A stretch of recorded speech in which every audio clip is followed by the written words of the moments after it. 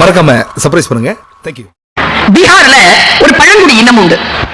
அந்த பழங்குடி இனத்துல சில கதைகள் உண்டு. இங்க எல்லாருக்குமே நான் ஒரு விஷயத்த சொல்றேன். கதைகள் இருக்குல்ல, படித்தவர்கள் தான் கதைகள் கேட்டதற்கு பிறகு கேள்வி கேட்கிறார்கள். படிக்காதவர்கள் நம்ம சொல்றோம்ல, வித்தின் கொட்டேஷன், அவங்களுக்கு கதைகளே போதுமானதாக இருக்குது. அவங்களுக்கு எந்த கேள்வியும் அதில் எழுவதில்லை. அவர்கள் முழுமையாக அதை புரிந்து கொள்கிறார். அதனால் நம்முடைய பழங்குடி இனம் எப்பொழுதும் கதைகளை தன் ஆயுதங்களாக கொண்டிருந்திருக்கிறது. அந்த ஒரு கதையை நான் கேட்டேன். எனக்கு வேறு விதமான விழிப்புணர்வு என் மனதிலே வந்தது. ஆக்சுவலா நம்ம எல்லாருமே லீடர்ஸ் தான். அந்த தலைமை பண்பு இருக்கு இல்லையா, அந்த பண்பிலே நாம் உறுதிப்படுகின்ற பொழுது, காலம் அதை சரியாக கணிக்கின்ற பொழுது, காலம் நமக்கு அதை வெளிப்படுத்தக்கூடிய வாய்ப்பை நமக்கு தருகிறது. இந்த குணம் நமக்கிட்ட இருக்கான்னு பார்த்துக்கோங்க. பழங்குடி இனத்திலே இந்த கதை இப்படி சொல்கிறது. ஒரு புறா கூட்டம் இருந்துச்சாம். அந்த புறா கூட்டத்துக்கு ஒரு தலைவன் இருந்தானா. அந்த தலைவன் சொன்னானா, ஒரு இளைய புறாவை கூப்பிட்டு சொன்னானா, யார்கிட்ட நம்ம ரொம்ப ஜாக்கிரதையா இருக்கணும்னு சொல்லு பாப்போம். அந்த இளைய புறா எழுந்து சொல்லுச்சான், நம்மள குறி வைக்கிறான்ல வேடுவன், இந்த நம்மள குறி வைக்கிற வேடுவன் கிட்ட நம்ம ஜாக்கிரதையா இருக்கணும். ஏன்னா அவன் குறி தப்புறது இல்லை, நம்ம செத்துருவோம். அதனால நம்மள யாரு குறி வைக்கிறாங்களோ, அந்த அம்மை ஏந்திய வேட்டைக்காரன் யார் இருக்கிறானோ, அந்த குறி வைக்க தெரிந்த வேட்டைக்காரனிடத்தில் நாம் ஜாக்கிரதையாக இருக்க வேண்டும் என்று அந்த இளைய புறா சொன்னது. அவங்க அம்மா கிட்ட கேட்டுச்சான் தலைமை புறா, உன் புள்ள சரியா சொல்றானா, நீ சரியா சொல்லி கொடுத்திருக்கிறியா? சரி, ஆமா சார், சரியா சொல்றான் சார். தலைவன் சொன்னானாம், இல்லை, நீ தவறாக சொல்கிறாய். என்ன இடத்தில் நான் தவறு செய்கிறேன்? இளைஞன் கேட்கிறான். தலைமை புறா சொன்னது, குறி வைக்க தெரிஞ்ச வேட்டைக்காரன் இருக்கான்ல, அவனை நாம பார்த்துட்டோம்னா தப்பிச்சிடலாம். ஏன்னா பல நேரங்கள்ல வேட்டைக்காரனை விட்டு தப்பிக்கின்ற பறவைகள் அதிகம். தப்பிச்சிடலாம். ஆனா தப்பிக்கவே முடியாது. யாருக்கிட்ட தெரியுமா? குறி வைக்க தெரியாத ஆயுதம் ஏந்திய வேட்டைக்காரன். அவனை குறி வைக்கும் பொழுது யாருக்கு தானே குறி வைக்கிறான்னு நம்ம உட்கார்ந்து இருப்போம். அது அவனுக்கும் தெரியாது, அவன் அம்முக்கும் தெரியாது, அதை நம்மள வந்து தாக்கிறோம். ஏனென்றால் அவனுக்கு குறி வைக்க தெரிவதில்லை. குறி வைக்க தெரியாமல் கையில் ஆயுதங்களோடு சுற்றுகின்றவர்களிடத்திலே நீங்கள் ஜாக்கிரதையாக இருக்க வேண்டும் என்று தலைமை புறா சொன்னது. ஒரு விஷயத்தை யோசிச்சு பார்த்திருக்கிறீங்களா? நம்ம தமிழ்நாடு இந்த இந்தியாவில் இருக்கக்கூடிய 28, 32 மாநிலங்களை காட்டிலும் பல நேரங்களில் பல விதங்களில் கல்வியில் புரிதலில் இந்த 60 ஆண்டு காலமாக தமிழ்நாடு முன்னிருப்பதற்கு என்ன காரணம் என்றால், நமக்கு தலைமை தாங்கி இருக்கின்றவர்களுடைய கொள்கைகள் நம்முடைய ரத்த நாளங்களில் செலுத்தப்பட்டிருக்கிறது. அந்த தலைமை பண்பில் நாம் இருப்பதனால் தான் நம்முடைய மாநிலத்தை நாம் முதன்மை மாநிலமாக நிறுத்தி இருக்கிறோம். தலைமை பண்பிலே கவனம் வேண்டும். நல்ல தலைவன் இல்லாத சமுதாயம், இப்படி சொல்கிறேன், நல்ல தலைமை இல்லாத சமுதாயம் தன்னை தானே தின்றுவிடும். விதின் கொட்டேஷன்ல எழுதி வச்சுக்கோங்க நான் சொன்ன இந்த வார்த்தையை. நல்ல தலைமை இல்லைன்னு வச்சுக்கோங்க. இப்படி சொல்றேன், ஒரு சிங்க தலைமை கழுத கூட்டம், கழுதை தலைமை சிங்க கூட்டம், எந்த கூட்டம் ஜெயிக்கும்? கழுதை கூட்டம் ஜெயிக்கும். ஏனென்றால் தலைமை தாங்கி இருப்பது சிங்கம். தலைமை குணம் இருக்கக்கூடிய, அது வீடாக இருக்கட்டும், எந்த ஒரு நிறுவனமாக இருக்கட்டும், தலைமை ஏற்கக்கூடிய அந்த குணத்திலே நாம் மிக சிறப்பாக இருக்க வேண்டும். அரசியலில் தலைவர்களை பற்றி மட்டுமே நான் இந்த தலைமை பண்பில் சொல்ல இல்லை. நான் ஒரு காட்சி உங்களுக்கு சொல்லுகிறேன். நாம் பல நேரங்களில் கேட்டிருப்போம், நினைவுபடுத்திக்கிட்டு அதுல என்ன தலைமை பண்புங்கிறத மட்டும் சொல்லிட்டு போறேன். அன்னை தெரசா பத்தி கேள்விப்பட்டிருக்கோமா? she is not a leader, she is a social worker. அவங்க ஒரு சமூக சேவைக்கு தானே, அவங்க தலைவரா என்ன? நான் சொல்றேங்க, அமைதிக்கான நோபல் பரிசு கிடைத்தது அந்த அம்மாக்கு. she is a leader. என்ன லீடர்ஷிப் அவங்க கிட்ட இருந்தது? நீங்க எல்லாருமே கேள்விப்பட்ட அந்த சம்பவம் தான். அவங்க கடற்கரையா போய் தன்னுடைய ஆசிரமத்தில் இருக்கிறவங்களுக்கு சாப்பாடுக்கு காசு கொடு அப்படி எல்லாருக்கிட்டையும் கேட்கிறாங்க. அப்போ ஒரு மளிகை கடைக்காரர் கடையை திறந்து, அப்பதான் வியாபாரம் எங்க போல இருக்கு, பாவம் இருக்கு, என் பிள்ளைங்களுக்கு ஏதாவது கொடுன்னு கேட்ட உடனே கோவம் துப்பிட்டார். கையில துப்பின உடனே அந்த அம்மா என்ன பண்ணுச்சுன்னா, அந்த எச்சில பார்த்து, இது எனக்கு, என் பிள்ளைங்களுக்கு ஏதாவது கொடுன்னு இந்த கையை தூக்கி இருக்கு. இதுல எது தெரியுமா தலைமை குணம்? அவன் துப்புனான்ல, இந்த கையில் துப்ப முடியாதபடிக்கு தன்னுடைய அன்பினால், தன்னுடைய அர்ப்பணிப்பினால், தன்னுடைய சமூக சேவைக்கான அந்த உன்னதத்தினால் அந்த மனிதனை கட்டுப்படுத்தினாங்க பாருங்க. அதற்கு பெயர் தலைமை குணம். நீங்கள் கட்டுப்படுத்துகிறீர்களா? அன்பினால், அறிவினால் ஒரு சூழலை கட்டுப்படுத்துகிறீர்களா? நீங்கள் தலைமை பண்பு கொண்டவர்களாக இருக்கிறீர்கள் என்று பொருள். இந்த குணம் நம்மிடத்தில் வர வேண்டும் என்பதற்காகத்தான் தலைமை தாங்க வா என்று அழைக்கிறேன். ரொம்ப ஆச்சரியமான ஒரு விஷயங்க. சமீபத்துல நான் எல்லா பேச்சையும் கேட்பேன், யார் பேசினாலும் கேட்பேன். விழுப்புரத்துல ஏன் படிக்கணும் அப்படிங்கிற தலைப்புல பேசினேன். விழுப்புரம் இந்த புத்தக கண்காட்சியில ஏன் படிக்கணும் தெரியுமா? யாரெல்லாம் யார் யாருன்னு தெரிஞ்சுக்கிறதுக்காக படிக்கணும். நம்ம மனசுல அது மட்டும் இல்ல, இவர்கள் வேறு என்று தெரிந்து கொள்வதற்காக படிக்கணும். நான் சமீபத்தில் டைம்ஸ் ஆஃப் இந்தியா படிச்சிட்டு இருந்தேன். ஒரு 4-5 நாள் இருக்கும். நம்முடைய பாரத பிரதமர் நரேந்திர மோடி அவர்கள் தேர்வும் தெளிவும் அப்படிங்கிற ஒரு தலைப்புல 2.5 கோடி மாணவர்களுக்கு உரை நிகழ்த்தி இருக்கிறார். அந்த உரையை பத்திரிகைகள் அச்சேற்றி இருக்கின்றன. இதில் யாரேனும் அதை படித்திருக்கிறீர்களா என்று எனக்கு தெரியாது. படித்தவர்கள் நினைவுபடுத்திக் கொள்ளுங்கள், படிக்காதவர்கள் தெரிந்து கொள்ளுங்கள். அதுல அவர் நிறைய கட்டளைகளை சொல்கிறார். நான் ஏன் தெரியுமா அதை ரொம்ப இன்ட்ரெஸ்டா படிச்சேன்? ஏன்னா அதை பேசி இருக்கிறவர் நம் பாரத நாட்டினுடைய தலைவர், பிரதம மந்திரி. அவரு ஒரு ஸ்கிரிப்ட் வச்சு பேசுறாரு அப்படின்னா சாதாரணமான ஸ்கிரிப்ட் இல்ல, அது மிக மிக கூர்ந்து கவனிக்க வேண்டிய ஸ்கிரிப்ட். அதனாலேயே அதை நான் கவனிச்சேன்.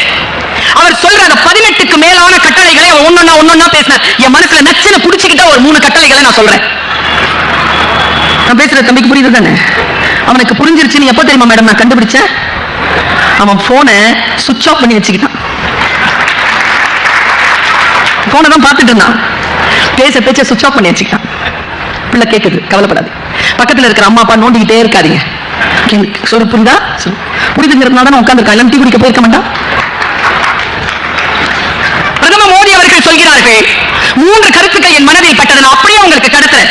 1, எவ்வளவு பெரிய குணம் பாருங்க, இது நம்ம கிட்ட இருக்கான்னு பாத்துக்காங்க. உங்கள் குழந்தைகளினுடைய மதிப்பெண் பட்டியல் உங்க விசிட்டிங் கார்டு கிடையாது. சூப்பர்ல? அதை தூக்கிட்டே சுமக்கிறோமா இல்லையா? என் புள்ள ஃபர்ஸ்ட், என் புள்ள 97, என் புள்ள 98. பிள்ளையினுடைய மதிப்பெண் பட்டியலை எடுத்துக்கிட்டே சுற்றுற பெற்றோர்களுக்கு பாரத பிரதம மந்திரி சொல்றார், your child's report card is not your visiting card. Very good. ஏன் எனக்கு ரொம்ப பிடிச்சது தெரியுமா? அது இந்த ஃபர்ஸ்ட் மார்க் வாங்குறவங்களை கண்டாலே எனக்கு ஆகுறது இல்லை. அதனால எனக்கு அது பிடிச்சது. டீச்சர் தான் நானு. ஆனா டீச்சருக்கு எப்படி அது பிடிக்காம போச்சு? 98 மார்க் வாங்குறவங்க ஏன் பிடிக்காம போச்சுன்னா, இந்த 98 மார்க் வாங்குறவங்களுக்கு ஒரு குணம் இருக்கும். என் கிளாஸ்ல 98 ஒன்று வாங்கும், சும்மா இருக்காது, நேரம் வர என்கிட்ட, மிஸ் இந்த 7 மார்க்ஸ் கொஸ்டின் 5 மார்க்ஸ் போட்டிருக்கு, அதுக்கு அந்த 2 மார்க் வேணும். சரி, சரியா தான் மிஸ் எழுதியிருக்கேன், மார்க் போட்டுக்கோ, நீயே போட்டுக்கோ, சரியா தானே இருக்கு, அப்ப ஏன் நான் ஏன் திருத்தணும்? அந்த கம்மியா இருக்குன்றதுனால தான் 2 மார்க் குறைச்சு போட்டிருக்கேன். அழோ அழோ அழோ அழோ அழோ. பக்கத்துல ஒன்று உட்காந்துருக்கோம், சிரிச்சுக்கிட்டே இருக்கும், கிட்டையே வராது. மார்க் எவ்வளவு நினைக்கிறீங்க?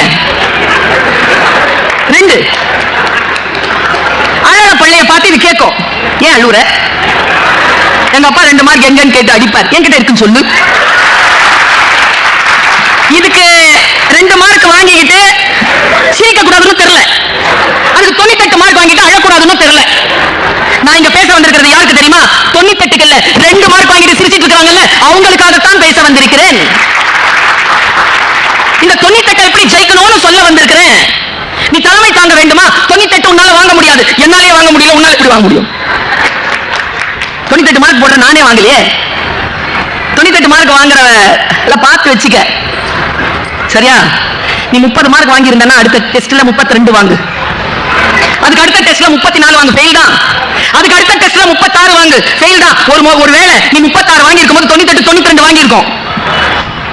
நான் சொல்றேன், ஜெயிக்கிறத பத்தி தெரிஞ்ச நான் சொல்றேன், 98ல இருந்து 92 அது தோக்குது, 30ல இருந்து 36 நீ ஜெயிக்கிறதுக்கான குணம் இதுதான். சொல்லிக் கொடுங்க, உங்களை நீங்களே ஜெயிச்சுட்டு வரதுக்கு சொல்லிக் கொடுங்க. அதனால தான் உங்களுடைய ரிப்போர்ட் கார்டுக்கு ப்ரோக்ரஸ் ரிப்போர்ட்னு பேரு. You show progress.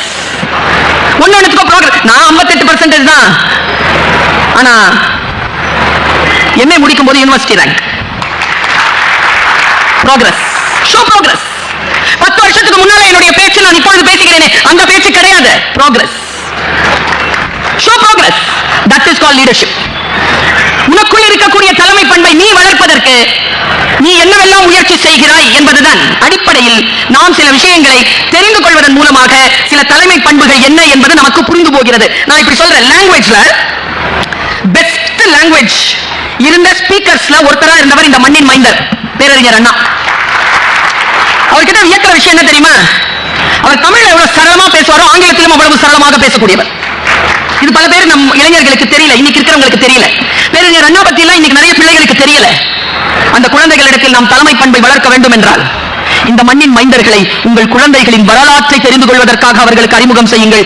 பேரறிஞர் அண்ணா முதல் அஜயன் பாலன் வரை சொல்லிக் கொடுங்க.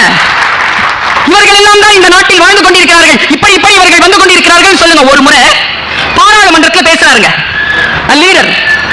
என்ன பேச்சு தெரியுமா? தமிழர்களுக்கு அது என்னன்னு தெரியல. அறிஞர் அண்ணா காலத்துல இருந்து அப்படித்தானா, நமக்கு சரியா நிதி ஒதுக்கல. சரியா நாம போய் கேட்டோம்னா குடும்பத்து உறுப்பினர்கள் பேரெல்லாம் எல்லாரும் வச்சு பேசுறாங்க. அதனால அவங்களுக்குள்ள அந்த சண்டை இன்னும் ஓயல. என்ன சண்டை இருந்தாலும் தமிழ்நாட்டுக்கு வேண்டியது வந்து சேரல. சரியா இந்த சிக்கல் அப்பவே இருந்திருக்கு. பாராளுமன்றத்தில் பேசுற யார் பேசுறாங்க அப்படின்னா பேரறிஞர் அண்ணா பேசுறார். தமிழக மக்களுக்கு சரியான உரிமைகள் வந்து சேர வேண்டும் அவர் பேசின பேச்சு இருக்குல்ல, நான் உங்க எல்லார்கிட்டையும் சொல்றேன். பாராளுமன்றத்தில் நம் உறுப்பினர்கள் பேசுகின்ற பேச்சு ரெக்கார்ட் ஆகுது, அது புத்தகமா வருது. முடிஞ்சா படிச்சிருங்க. இந்த படைப்பாளர் சொன்ன மாதிரி ரீல்ஸ் நம்பாதீங்க. இத நான் சொல்லலைங்க, பிரதம மந்திரி 2-3 விஷயம் சொன்னாரு. சொன்னல ஒண்ணு தானே சொன்னேன். இன்னும் 2 விஷயத்துல ஒண்ணு, பிள்ளைகளே ரீல்ஸ் பார்க்காதீர்கள்னு சொல்லியிருக்காரு. 3வது விஷயம் சொன்னீங்கன்னா பெற்றோர்கள் பயந்து போயிருவீங்க. பயப்பட மாட்டீங்களே? உங்கள் குழந்தைகளை படுக்கையில் படுக்க வைத்தவுடன் உறங்குவதற்கு பழக்குங்கள். நாம தூங்கினாதான் அது தூங்குறது. சரியா பேரறிஞர் அண்ணா பேசுகிறார். தலைமை பண்பு அவரிடத்தில் எப்படி இருந்தது என்பதற்கு அவருடைய இந்த பேச்சு போதுமானது. என்ன பேச்சு தெரியுமா? அவர் சொல்றார், போருக்கு செல்லும் ராணுவ வீரர்கள் இருக்காங்கல்ல, பாராளுமன்றத்தில் பேசுறாருங்க மனுஷன். போருக்கு செல்லுகின்ற போர் வீரர்களுக்கு பாதை அமைச்சு தரணும். அந்த பாதை அமைச்சு தரவங்க 2 பேர். ஒருத்தங்க ஸ்வீப்பர்ஸ், இன்னொருத்தங்க மைன்ஸ். இந்த 2 குரூப் இருக்கு. இவர்கள் எல்லாம் ராணுவ வீரர்கள் சேர்த்து கிடையாது. இந்த 2 நீங்க வேடிக்கை பார்க்காதீங்க. அங்க வந்து சேர் வைக்கிறது, போறது வர்றது, இங்க வைத்தால நான் கத்திக்கிட்டு இருக்கிறேன். கவனம் சேர் போடுறவங்க மேல இருக்கு. என்ன கேட்டா என் கிளாஸ்ல எல்லாம் லேட்டா வரவங்க நான் பின்னால உட்கார்ந்து மேடம். கலவரப்படுத்துறாங்கல்ல. இன்னொரு ஒரு குறிப்பிட்ட விஷயம் என்னன்னா, என் கிளாஸ்ல யாரும் ஃபெயில் ஆகுது இல்ல, ஃபெயில் ஆக விடுறது இல்ல, இப்படி பிடிச்சிருது.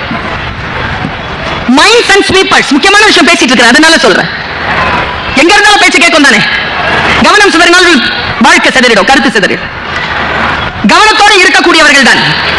பாருங்க, மைன்ஸ் அண்ட் ஸ்வீப்பர்ஸ் பத்தி பேரறிஞர் அண்ணா பாராளுமன்றத்தில் பேசுறார். அவர் என்ன சொல்றாருன்னா, ராணுவ வீரர்களுக்கு ராணுவத்துக்கு நடந்து போய் நம் நாட்டை காப்பாற்ற போர் நிகழ்த்துவதற்கு நிலம் தேவைப்படுகிறது. அந்த நிலத்தை சுத்தம் செய்யக்கூடியவர்கள் ஸ்வீப்பர்ஸ். பகையாளிகளால் அந்த இடத்தில் அவர்கள் அடைந்துவிடக் கூடாது என்று கன்னி வெடிகள் வைத்திருப்பார்கள். அந்த கன்னி வெடியை நகர்த்துகின்றவர்கள் பேர் மைன்ஸ். கன்னி வெடிகளை நகர்த்துகின்ற பொழுது பல வீரர்கள் அதில் செத்து போவார்கள். பாதைகளை செம்மைப்படுத்துகின்ற பொழுது பாம்பு கடித்தோ விலங்குகள் கடித்தோ பலர் செத்து போவார்கள். போர் நடக்கும். போரிலே இறந்த வீரர்கள் பற்றிய குறிப்பு வரும். ஆனால் பாதையை சுத்தம் செய்த இந்த மைன்ஸ் அண்ட் ஸ்வீப்பர்ஸ் பற்றி எந்த வரலாற்றிலும் இடம் இல்லை. அப்படித்தான் தமிழர்கள் இந்த உலகத்திற்கு இந்தியாவை அடையாளம் காட்டிய அத்தனை பெருமக்களையும் தமிழகத்தில் கொண்டிருந்தது. ஆனால் அவர்கள் பெயர்கள் வரலாற்றில் இன்றைக்கு வடநாட்டில் இல்லை என்று பேரறிஞர் அண்ணா பேசியிருக்கிறார். நான் யோசிச்சு பார்க்கிறேன், நமக்காக பேசுகின்ற குரல் யாருடைய குரல்? அந்த குரல் நமக்கானதாக இருக்கின்ற பொழுது அதில் நமக்கான தலைவன் மறைந்திருக்கிறான்.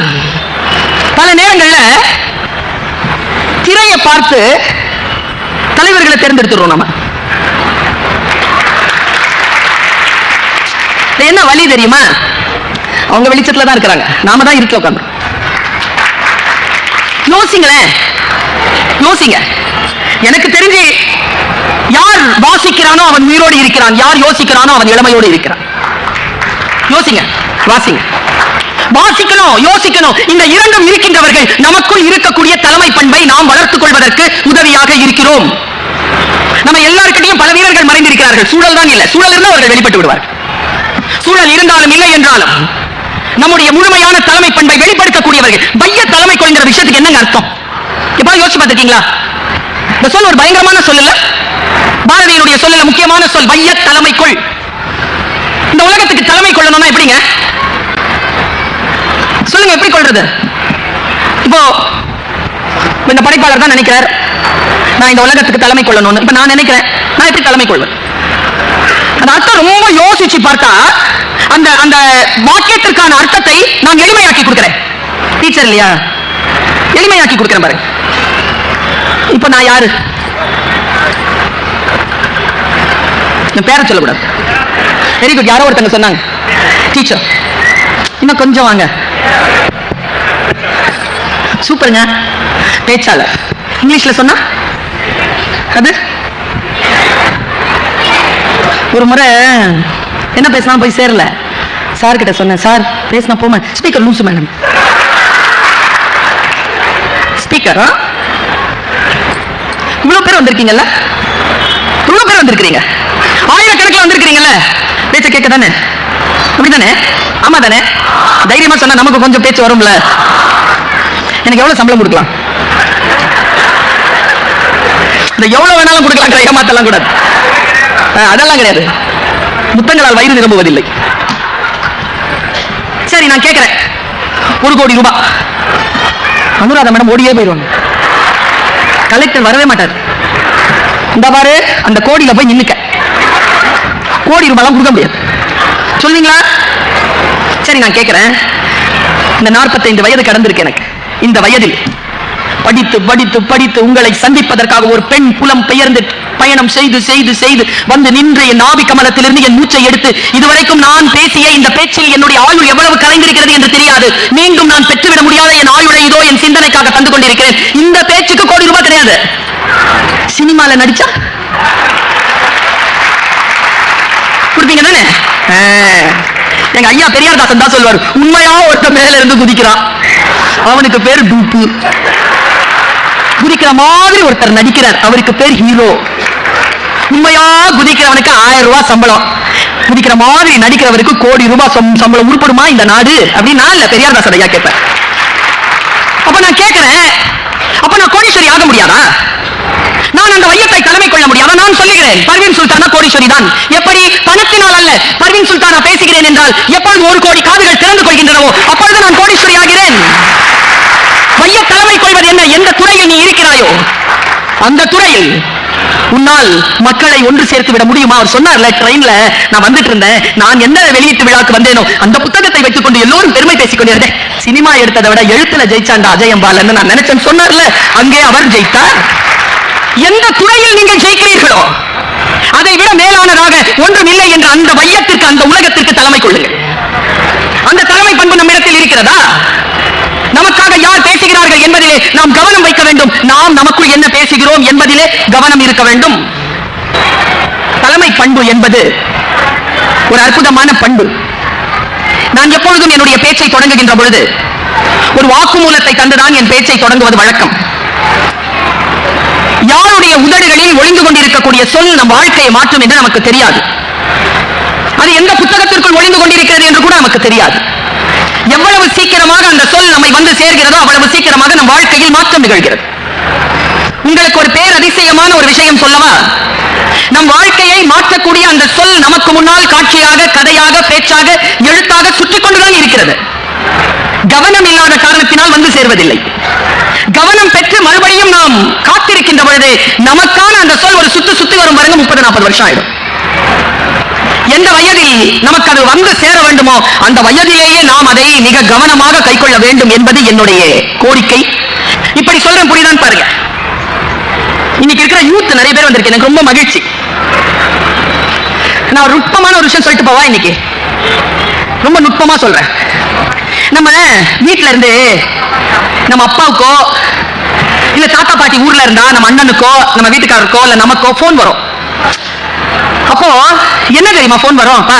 இந்த நிலத்தை விற்கணுமா, இதோ இந்த மாமா பொண்ணுக்கு பையன் பார்த்துருக்குது, எவ்வளவு சீர் பண்றதுன்னு தெரியல, சூழல் சரியில்லைங்க, பஞ்சாயத்துல ஏதோ பிராடு கொடுத்துருக்காங்களா, எல்லாம் பேசணும், நீ வீட்டுக்கு ஒரு 8 வந்துட்டு போறியா? அழைப்பு வந்திருக்கா? வந்திருக்கா?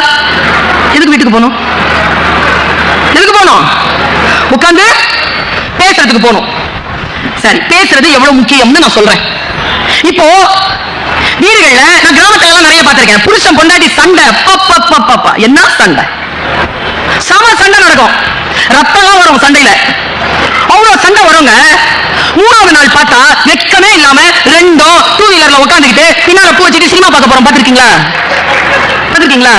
அவ்வளவு சண்டை போட்டது 3 நாளைக்கு முன்னால. ஏன் தெரியுமா? அந்த 3 நாள்ல பேசி தீர்த்துக்கிட்டாங்க. இப்போ அவங்களே வேறு வேறு இடத்துல இருக்காங்கன்னு வச்சுக்கோங்களேன். இவங்க 2 பேரும் பர்மனண்டா பிரியறதுக்கு ஒரு விவாகரத்து நோட்டீஸ் போதும். நான் என்ன சொல்ல வரேன் தெரியுமா? உணர்வுகளை எழுத்திலே பதிவு செய்யாதீர்கள், பேசி தீர்த்துக் கொள்ளுங்கள். கோபம் வருகின்றபடி எழுதாதீர்கள். ரொம்ப முக்கியமான இன்னொரு விஷயம் சொல்லிட்டு போகவா? நீங்கள் உங்கள் குடும்பத்தில் தலைமைத்துவத்தில் இருக்கிறீர்கள் என்றால், உங்கள் வாழ்க்கைக்கு நீங்கள் தலைமையேற்றி இருக்கிறீர்கள் என்றால், ஒரே விஷயத்தை நான் சொல்றேன். நான் சொல்லி ஒரு படம் கூட வந்துச்சு. அது இன்னைக்கு ஜாதகம் எல்லாம் பார்க்க வேண்டியதில்லை. ஜாதகம் மாத்திக்காதீங்க. இந்த வீட்டு ஜாதகம், அந்த வீட்டுக்கு, அந்த வீட்டு ஜாதகம். இந்த பொண்ணு போன அந்த பையன் கிட்ட ஒரு 3 நாள், அந்த பையன் போன இந்த பொண்ணு கிட்ட ஒரு 3 நாள், விளங்கிரும், கல்யாணம் நடந்துரும்.